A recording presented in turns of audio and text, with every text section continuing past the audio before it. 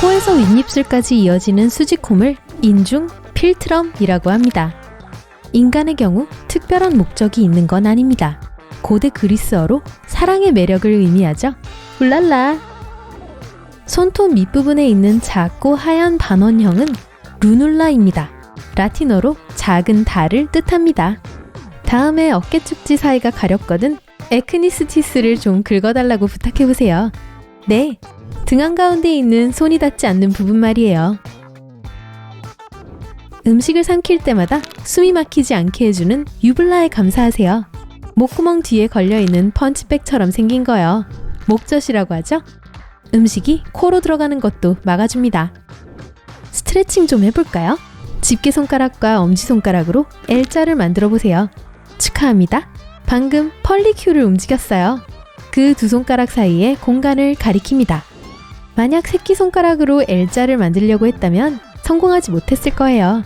하지만 미니무스를 움직였을 겁니다.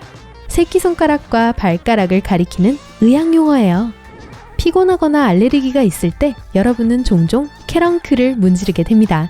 캐런클은 눈 안쪽 모서리에 있는 작은 분홍색 삼각형 모양의 살입니다. 기억해야 할 새로운 단어들이 너무 많아졌죠? 방금 글라벨라를 찌푸리셨나요? 네, 눈썹 사이 미간을 영어로는 글라벨라라고 해요. 바로 여기요. 콧물이 흐르거든 콜럼멜라를 문질러 닦아주세요. 코끝과 밑동을 연결하는 두 콧구멍 사이의 조직입니다. 신발끈의 끝에 있는 플라스틱 튜브를 에글렛이라고 부릅니다.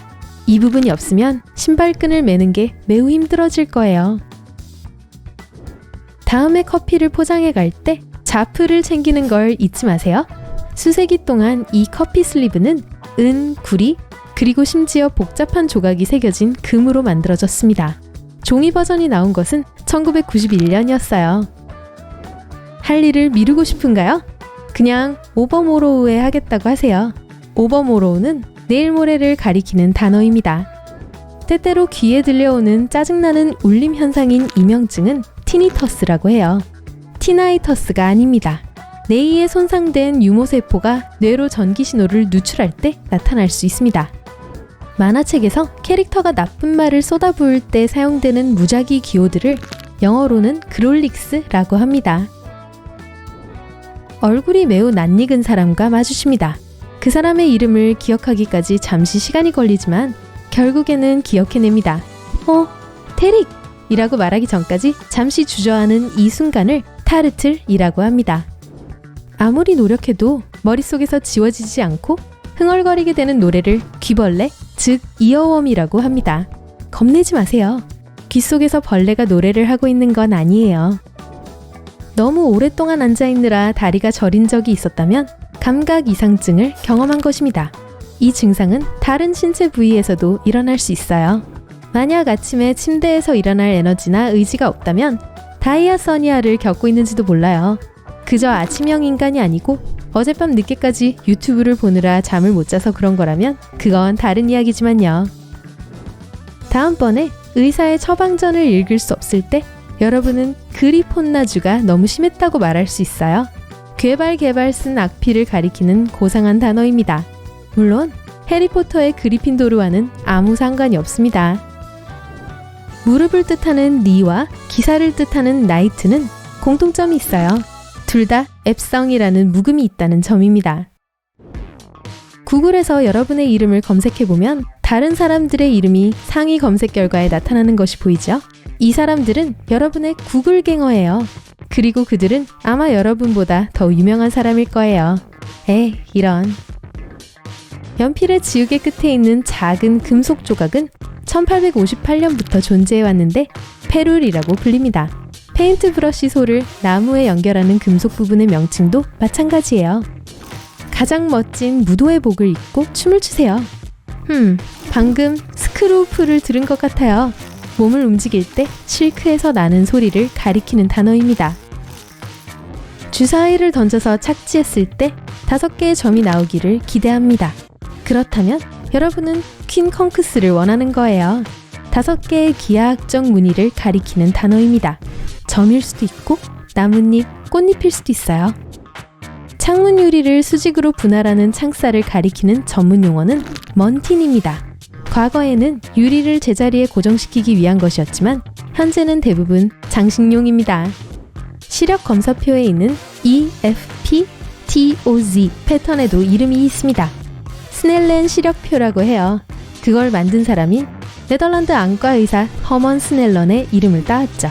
방 건너편에서 8번째 줄을 읽을 수 있다면 여러분의 시력은 2.0 정도 되는 거예요.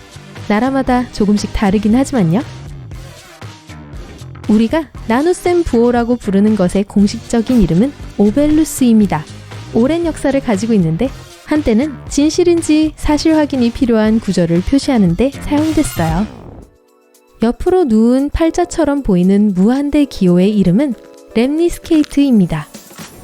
지하철, 박물관, 공원 지도에서 볼 수 있는 밝은 빨간색의 현재 위치 표시는 전화 배터리가 방전되거나 인터넷이 없는 경우에 큰 도움이 됩니다. 아이디오 로케이터라고 부릅니다. 바나나 껍질을 벗길 때 나오는 흰 끈을 좋아하는 사람은 없을 거예요. 이건 플로엄 번들이라고 하는데 바나나 식물의 채관부 조직입니다. 블랙베리와 산딸기는 여러 개의 작은 돌기들이 모여 있어요. 네, 이것도 이름이 있는데 드루플렛이라고 합니다. 복숭아, 사과 등의 과일을 먹을 때 소화시킬 수 없기 때문에 먹지 않고 남기는 부분들이 있죠. 복숭아씨, 사과씨, 껍질 등을 통틀어서 청킹이라고 부릅니다. 탁구채의 오돌토돌한 돌기를 핍스라고 합니다. 프로 선수들은 핍스가 짧을수록 좋다고 말합니다. 핍스가 길면 공을 컨트롤하기가 더 힘들다네요. 포크의 뾰족하게 갈라진 부분은 프롱이라고 합니다. 이 부분을 가리키는 다른 말로 타임도 있어요. 포크가 샐러드, 디저트, 해산물을 먹기 위한 것인지 아니면 고기를 불에 구울 때 사용하는 것인지에 따라서 갈래의 수와 길이가 다릅니다. 병을 채울 때 약간의 얼리지를 남기는 것을 잊지 마세요. 용기 윗부분과 안에 든 액체 사이의 공간 말이에요. 고양이의 바이브리쉬는 정말 귀엽죠? 수염을 가리키는 어려운 단어인데 개, 쥐, 그리고 다른 포유동물의 수염도 마찬가지입니다. 인간은 바이브리쉬가 없는 유일한 영장류입니다. 보통 치약을 사용할 때 한 너드리면 충분합니다.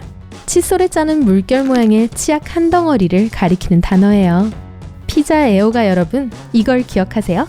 코르니시오네는 소스나 치즈가 없는 크러스트를 가리킵니다.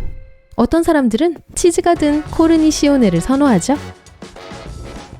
세 줄이 표시된 아이콘이 있는 드롭다운 메뉴를 열 때마다 여러분은 햄버거 버튼을 사용하는 거예요.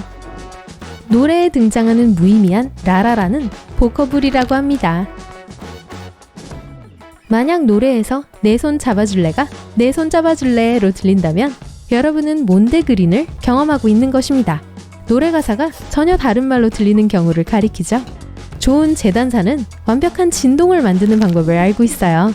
팔이 들어가는 구멍을 가리킵니다.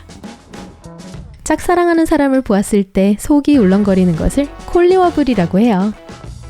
지금 눈을 감고 손으로 두 눈을 누르시면 안내 성강이 보일 거예요. 안구에 압력이 가해질 때 번쩍이는 불빛입니다. 모든 칠면조는 스누드가 있어요.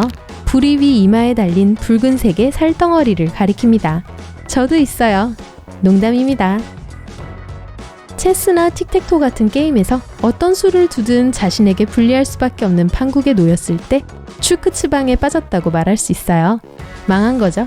만약 오타를 치거나 누군가가 여러분의 말을 잘못 들었는데도 구절이 여전히 이치에 맞는다면 에그콘을 경험한 거예요. 예를 들어 어떤 가수가 립싱잉을 한다고 말했는데도 듣는 사람은 립싱킹을 한다는 의미로 이해하는 상황 같은 거예요. 영어 알파벳에는 티틀이 있는 글자가 2개 있어요. I와 J 위에 있는 작은 점을 가리키는 이름입니다. 아마 벨트에 키퍼가 있는 줄은 몰랐을 거예요. 하지만 키퍼가 망가지면 새 벨트를 사야 합니다. 버클 옆에 있는 이 고리가 벨트 끈을 제자리에 고정시켜주죠.